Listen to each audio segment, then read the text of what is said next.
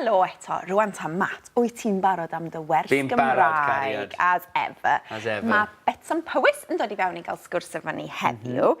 So it's your favourite job title. How do you say it? You know where the rhythm goes. Dwy gyfres. Dwy gyfres. Dyna di ymarfer hyn. We've been practicing this for 2 series. Newyddiadurwr. Dywyddiadurwr. Newyddiadurwr. It's difficult for my mouth for some I'm going to see if reason. Betsan can teach you that one. Okay. Alright, well, gohebydd gwleidyddol, really. Oh, that's easier, isn't it? What? Gohebydd. Gohebydd. Like, reporter, yeah. Gwleidyddol. Gwleidyddol. Gwleidyddol. Beth yw Politics. Okay, fine. Okay, political. Right, okay. Gwleidyddol. All right, yeah. Yeah? Yeah.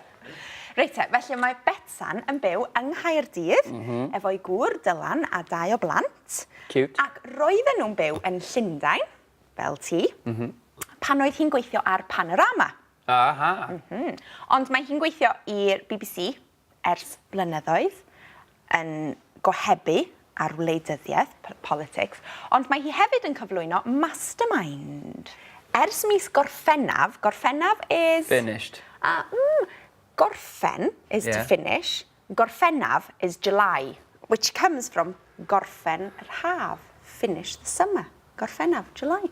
July is the finish of the summer? That's where it coms from, the words. But Gorffennaf is July. So I wasn't far off. You were very close. Fair, thanks. Felly, ers mis Gorffennaf, mae Betsan yn gweithio fel golygydd Radio Cymru. Oh, really? Yeah, golygydd Radio Cymru. So the editor of Radio Cymru looking at the content. Job newydd. Swydd newydd. So gawn ni siarad gyda Betsan am y swydd. Iawn te, wyt ti'n barod? Fi'n barod. Dwed wrth I am. Ooh, I don't think I've done this one before. Na, mae hwn yn newydd. So dwed is tell me. Tell me. Tell me about. Dwed wrtha I. Dwed wrtha I. Tell me about anything. Tell me about, the state of the country. Tell me, and then you can just sit back and listen. Tell me about Mastermind Cymru. Dwed wrth I am Mastermind Cymru. Da iawn. Tell me about your new job. Dwed wrth I am gwaith newydd? Gwaith newydd neu swydd newydd? Swydd newydd. Swyddfa is office. Swyddfa is office. Literally, that va is like place, so job place. Place of work, yeah. Swyddfa. Okay. Dwed fel hyn, wrtha I. Wrtha I. Wrtha I. Wrtha I. Wrtha I. Wrtha I. Nesa? So mae hwnna'n gyffredinol, general. Yeah, that's handy. Beth wyt ti'n hoffi am? What do you like about? Da iawn. Beth. What do you like about politics? I always forget politics, what is it? Wleidyddiaeth. Beth wyt ti'n hoffi am wleidyddiaeth? Have we got any more? Oh, mae yna un arall. Whoops! Dyna, Lucas. Beth faset ti'n hoffi? Yeah, we're talking about what you like heddiw. Beth faset ti'n hoffi? What? Was it like? Would you like? Sorry, yeah. Would you like? Beth faset ti'n hoffi? And you would answer with basatuni. Basuni. Basuni, that's the one. Yeah. Okay. Coming back. We'll ask her about plans for Radio Cymru. Yeah. Oh, what would you like to change about Radio Cymru? Just a small question. Yeah.